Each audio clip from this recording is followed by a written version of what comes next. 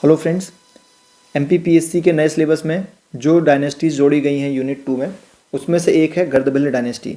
हम इस वीडियो में गर्दभिल्ल डायनेस्टी देखने वाले हैं। उसमें इंपॉर्टेंट रूलर्स कौन से थे और क्या क्या इंपॉर्टेंट पॉइंट इसमें से बन सकते हैं वो देखेंगे हम। एकदम समराइज्ड वीडियो होगा और इसमें हम इंपॉर्टेंट पॉइंट्स सभी जो है कवर करने की कोशिश करेंगे। तो गर्दभिल्ल, जिन्हें सप्तगर्दभिल्ल के नाम से भी जाना जाता है वायु पुराण में, इसका मतलब है हमें इसमें 7 रूलर ही पढ़ने हैं जो इंपॉर्टेंट थे। पहले रूलर हैं गर्दभिल्ल महेंद्रादित्य या गंधर्वसेन, दूसरे भर्तहरि, देन विक्रमादित्य, देन विक्रमचरित्र धर्मादित्य, भैयल्ला, नयल्ला और नैंद्र। ये 7 रूलर्स हैं। अब गर्दभिल्ल डायनेस्टी को पढ़ने के सोर्सेस क्या क्या हैं वो भी एक बार हम देख लेते हैं। एक तो वायु पुराण जिसमें सप्त गर्दभिल्ल नाम मिलता है, मत्स्य पुराण, त्रिलोक प्रज्ञप्ति, कथा चरित्र सागर जो कि सोमदेव भट्ट की है, थेरावली मेरुतंग ने लिखी थी जो, ये भी एक जैन टेक्स्ट है, हरिवंश पुराण जो कि जिनसेन सूरी ने लिखी थी, ये भी एक जैन टेक्स्ट है।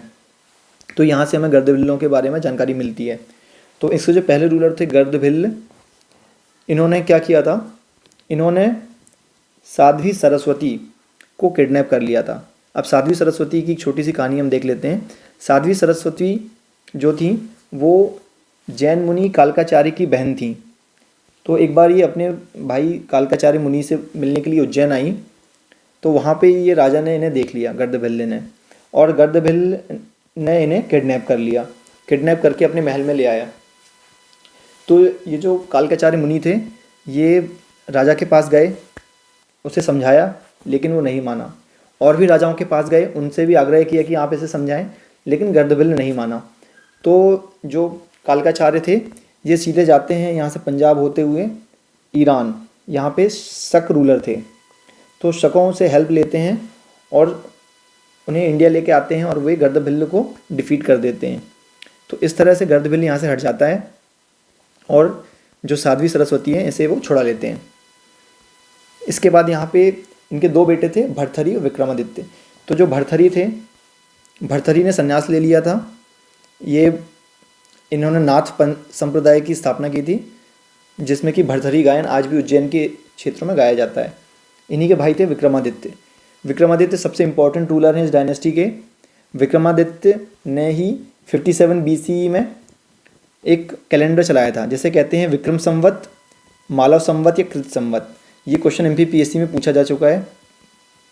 तो कृत संवत, मालव संवत या विक्रम संवत कहते हैं, ये इन्होंने चलाया था जब इन्होंने शकों को हराया था।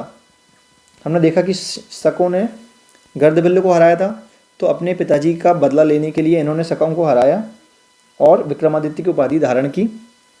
कृत संवत, मालव संवत या विक्रम संवत चलाया। शकों को हराया था, लेकिन इसे शक एरा नहीं कहते हैं। जो शक एरा या शक वाला कैलेंडर है वो कनिष्क ने 78 कॉमन एरा में चलाया था, या 78 AD भी कह सकते हैं।